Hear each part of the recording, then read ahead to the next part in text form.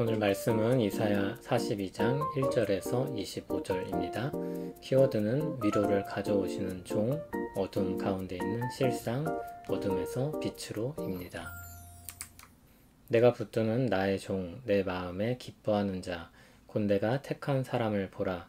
내가 나의 영을 그에게 주었은즉 그가 이방의 정의를 베풀리라. 그는 외치지 아니하며 목소리를 높이지 아니하며 그 소리를 거리에 들리게 하지 아니하며 상한 갈대를 꺾지 아니하며 꺼져가는 등불을 끄지 아니하고 진실로 정의를 시행할 것이며 그는 쇠하지 아니하며 낙담하지 아니하고 세상의 정의를 세우기에 이르리니 섬들이 그 교훈을 앙망하리라.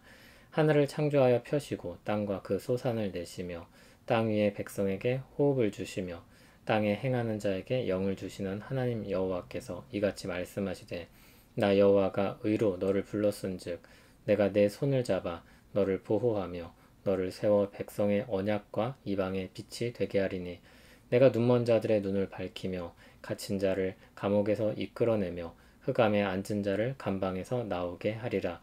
나는 여호와이니 이는 내 이름이라. 나는 내 영광을 다른 자에게 내 찬송을 우상에게 주지 아니하리라.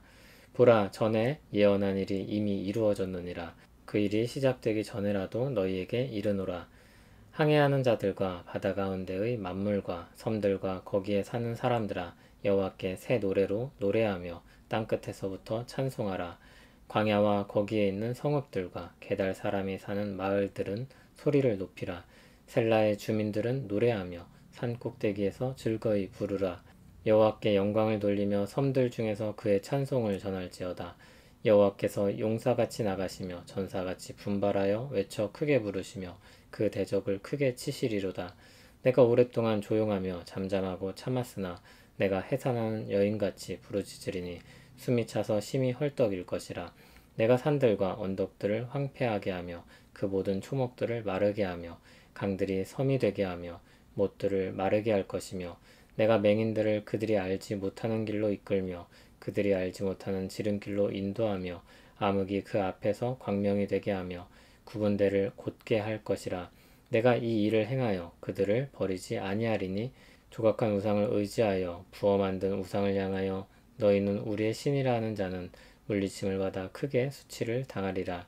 너희 못 듣는 자들아 들으라. 너희 맹인들아 밝히 보라. 맹인이 누구냐? 내 종이 아니냐? 누가 내가 보내는 내 사자같이 못 듣는 자겠느냐? 누가 내게 충성된 자같이 맹인이겠느냐? 누가 여호와의 종같이 맹인이겠느냐? 내가 많은 것을 볼지라도 유의하지 아니하며 귀가 열려 있을지라도 듣지 아니하는도다. 여호와께서 그의 의로 말미암아 기쁨으로 교훈을 크게 하며 존귀하게 하려 하셨으나 이 백성이 도둑 맞으며 탈취를 당하며 다 굴 속에 잡히며 옥에 갇히도다. 노략을 당하되 구할 자가 없고 탈취를 당하되 되돌려주라 말할 자가 없도다. 너희 중에 누가 이 일에 귀를 기울이겠느냐? 누가 뒤에 올 일을 삼가 듣겠느냐? 야곱이 탈취를 당하게 하신 자가 누구냐? 이스라엘을 약탈자들에게 넘기신 자가 누구냐? 여호와가 아니시냐? 우리가 그에게 범죄하였도다. 그들이 그의 길로 다니기를 원하지 아니하며 그의 교훈을 순종하지 아니하였도다. 그러므로 여호와께서 맹렬한 진노와 전쟁의 위력을 이스라엘에게 쏟아 부으심에 그 사방에서 불타오르나 깨닫지 못하며 몸이 타나 마음에 두지 아니하는도다. 아멘. 많은 사람들이 사랑하는 말씀이 오늘 본문에 있습니다. 상한 갈대를 꺾지 아니하시며 꺼져가는 등불을 끄지 않으시는 하나님에 대한 말씀입니다. 이사야 40장에서 하나님께서 위로를 선포하시고 자기 백성들을 격려하시는 말씀들을 보았습니다. 그러면 그 일들을 누구를 통해서 이루시는가? 오늘 본문이 그 이야기를 해줍니다. 상한 갈대를 꺾지 아니하시며 꺼져가는 심지를 끄지 아니하시는 한 종이 그 일을 이루실 것입니다. 하나님께서 붙드시는 종, 하나님의 마음에 기뻐하는 자, 그 한 사람을 통해 하나님의 의가 실현될 것입니다. 그런데 2절, 3절을 보면 그분의 정의, 실현은 굉장히 독특한 방식으로 성취됩니다. 그는 외치지 아니하며 목소리를 높이지 않습니다. 그 소리를 거리에 들리게 하지 않습니다. 세상에서 큰일을 하겠다는 사람들과 사뭇 다릅니다. 사람들은 정의를 실현한다고 할 때 사람들을 모으고 규합하고 힘으로 어떤 이상을 구현하려고 합니다. 그러나 하나님은 그분의 종은 다릅니다. 하나님의 정의를 실현하는 일만큼 큰 일도 없을 것인데 그 종이 일하는 모습은 마치 권위가 없는 자처럼 낮은 자리로 오셔서 신실하게 맡은 일을 감당합니다. 그가 이루는 정의에는 놀랍게도 이런 것들이 포함됩니다. 상한 갈대를 꺾지 않는 것, 꺼져가는 등불을 끄지 않는 것입니다. 이것이 정의라는 범주에 들어갈 수 있을까요? 하나님의 통치에서의 정의는 가난하고 연약한 자들도 보살핌을 받고 살아갈 수 있는 그런 정의입니다. 단순히 옳고 그름에 의해 판단하고 대가를 치르는 것 이상의 나라입니다. 하나님의 정의가 무엇을 품고 있는가? 우리는 이것을 깊이 생각해야 할 것입니다. 예수님께서 오셔서 행하신 일들, 예수님을 통해서 드러난 하나님의 정의가 이와 같았습니다. 그 나라의 정의에 연약한 자들에 대한 돌봄이 포함됩니다. 그것은 이 땅에 여전히 죄의 문제가 있기 때문입니다. 하나님의 정의로 이 땅을 대하실 때 죄 문제가 해결되지 않고서는 근본적으로 정의가 실현될 수 없습니다. 이 땅엔 죄로 인한 욕심과 싸움이 만연합니다. 사람들의 정의는 결국 자신들이 추구하는 어떤 한 가지를 실현하고자 하는 욕망일 뿐입니다. 또 그 과정 속에서 수많은 사람들이 죽고 연약한 사람들이 피해를 입습니다. 죄인들의 정의는 이런 것입니다. 자기 양이 안식일에 구덩이에 빠지면 그들을 끌어내면서도 안식일이라고 사람을 고치지 않고 사람을 고치는 예수님을 비난하는 정의입니다.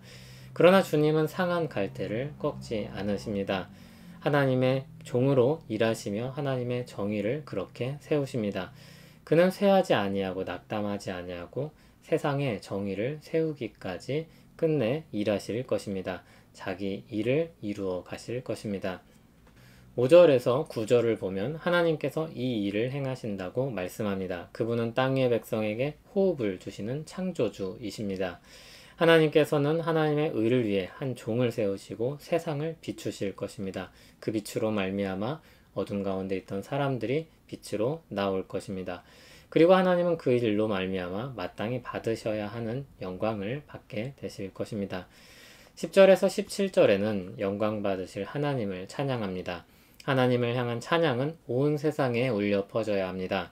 하나님께서 행하실 새 일로 말미암아 사람들은 새 노래를 부르게 될 것입니다. 하나님께서 용사와 같이 일어나셔서 대적들을 치실 것입니다. 그러한 하나님을 붙잡지 않는 사람들, 우상을 의지하던 사람들은 수치를 당하게 될 것입니다. 18절에서 25절은 현재 백성들의 상태를 말합니다. 우리가 이 본문을 볼 때 우리는 한참 후대 사람들이기 때문에 금방 예수 그리스도에게로 갑니다. 그러나 1차적으로 이사야서의 독자는 유다 백성들이었습니다. 그들의 상태가 어땠습니까? 18절에 나온 말씀처럼 못 듣는 자들, 맹인들이었습니다. 하나님께서 율법을 통해 말씀하셨지만 듣지 않았고 보지 않았던 사람들입니다. 다시 말해 죄에 사로잡혀 어두워진 사람들입니다. 하나님은 그런 백성들을 빛으로 이끌어 내실 것입니다. 그것이 본래 하나님께서 처음부터 뜻하신 바였습니다. 23절에서는 그런 하나님의 뜻을 누가 이루겠느냐고 물으십니다. 백성들의 현재 상황은 하나님 앞에 범죄하여서 맹렬한 진노를 받을 수밖에 없는 상태입니다. 하나님은 그렇게 절망적인 영적 상태를 드러내심으로 그들에게 은혜가 필요하다는 것을 밝히고 계십니다. 그 일은 하나님께서 한 종을 통해 이루실 것입니다. 이러한 영적 상태는 유다의 일일 뿐만이 아니라 그리스도 밖에 있는 모든 사람의 상태이기도 합니다. 그러므로 역사를 뛰어넘어 이 위기감은 모든 인류를 향해 주어지고 있다고 말할 수 있습니다. 타락한 사람들에겐 하나님의 의는 있으나 볼 수 없고 존재하나 만질 수 없는 것입니다. 의에 대해서 무능력한 상태를 오늘 말씀이 이렇게 잘 드러내고 있습니다. 하나님의 의가 있으며 그것을 위해 부름받은 사람들일지라도 하나님의 은혜 없이는 알지 못하고 이루지 못하는 것입니다.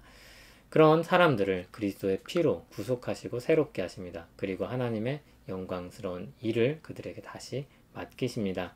그렇게 부름받은 자녀들을 가리켜서 빛의 자녀라고 부릅니다. 이전엔 분명 어둠이었지만 그리스도 안에서 빛으로 부름받은 사람들입니다. 그리스도께서 비추시는 빛을 세상에 비추는 사람들입니다. 우리가 비추는 그리스도의 빛을 통해 하나님은 영광 받으실 것입니다. 그렇게 그리스도의 빛을 비춤으로 하나님께 영광 돌리는 삶을 살기 원하십니까? 그 빛을 비추는 방식은 우리의 착한 행실입니다. 지금 우리가 놓인 이 자리에서 예수 그리스도 안에서 선한 삶을 행하여서 살아내서 그 영광의 빛을 비추는 것입니다. 그것이 우리를 향한 하나님의 부르심이요 은혜입니다. 하나님 아버지, 우리는 어둠 가운데 있는 사람들이었습니다. 그런 우리를 예수 그리스도 안에서 빛의 자녀로 불러주신 그 은혜를 찬송합니다.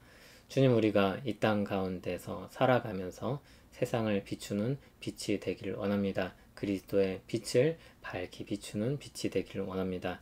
주님, 우리를 사용하여 주시옵소서. 예수님 이름으로 기도합니다. 아멘.